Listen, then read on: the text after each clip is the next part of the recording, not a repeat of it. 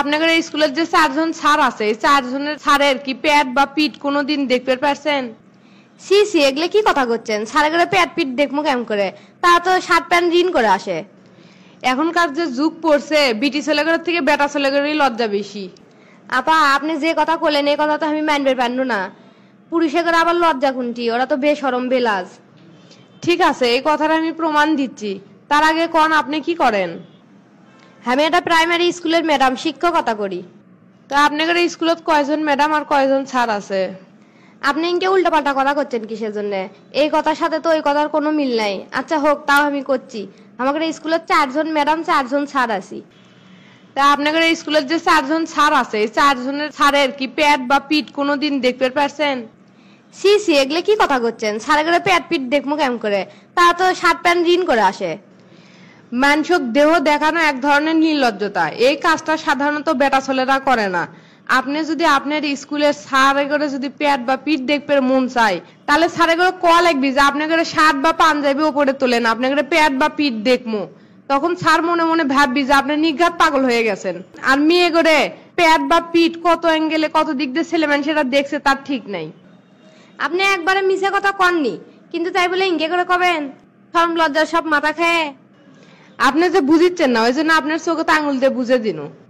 বেটা ছেলেরা পেট বা পিঠ বার করা পোশাক পরে বাইরে কিংবা অফিস আদালতে যায় না, এটা তাগর একটা স্বাভাবিক লজ্জা। এই লজ্জা থাকা উচিত আসলো বিটি ছেলে করে। অথচ বিটি ছেলেরা ক্যাঙ্কা করে গলা আর একটু বড় করে কাঁধ বা বুকের উপরে অংশ বের করা যাবে সেই চেষ্টা করে, ক্যাঙ্কা করে জামার হাতার উপরে অংশ কেটে মাসেল দেখানো যাবে সেই চেষ্টা করে। লজ্জাহীনতা বিটি ছেলেগুলোর মধ্যে এমন ভাবে ঢুকে গেছে যে বিষয়টা তারা লজ্জার বিষয় বলে মনেই করে না।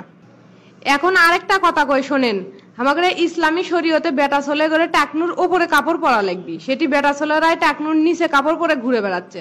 আর বিটি ছেলে করে টাকনুর নিচে কাপড় পরে বেড়ান লাগবে, সেটি বিটি ছেলেরাই টাকনুর উপরে কাপড় পরে ঘুরে বেড়াচ্ছে। এই হচ্ছে আমাদের দিন দুনিয়া, বুঝছেন? থাক ম্যাডাম, আর লজ্জা দিয়েন না, আমি বুঝতে পারছি। কাল থেকে এখন আমি বোরকা পরে ঘুরে বেড়াবো। আমরা মনে করি বোরকা পরেই খালি পর্দা করা যায়, বোরকা পরেই যে পর্দা করা লাগবে তা কিন্তু লয়। বোরকা ছাড়াও বিভিন্ন উপায়ে পর্দা করা যায়। যেমন আপনি কোনো কাপড় বানালেন, সেই কাপড়টা বড় সড়ো করে বানালেন যাতে আপনার শরীর না দেখা যায়, বাহিরের কোনো লোক যাতে আপনার শরীর না দেখতে পারে। তারপর যদি ধরেন চুল ঢাকার জন্য হিজাব ব্যবহার করলেন যাতে পরপুরুষ চুল না দেখতে পারে। যদি আপনার ফিতনার সম্ভাবনা থাকে তাহলে আপনি মুখ ঢাকতে পারেন, আর যদি আপনার ফিতনার সম্ভাবনা না থাকে তাহলে আপনি মুখ খোলা রাখতে পারেন।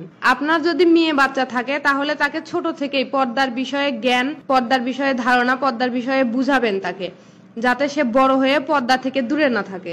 আপনার শেষের কথাটা আমার খুব ভালো লাগলো। আজ থেকে আমার বিটিকে আমি পর্দা শিখাবো।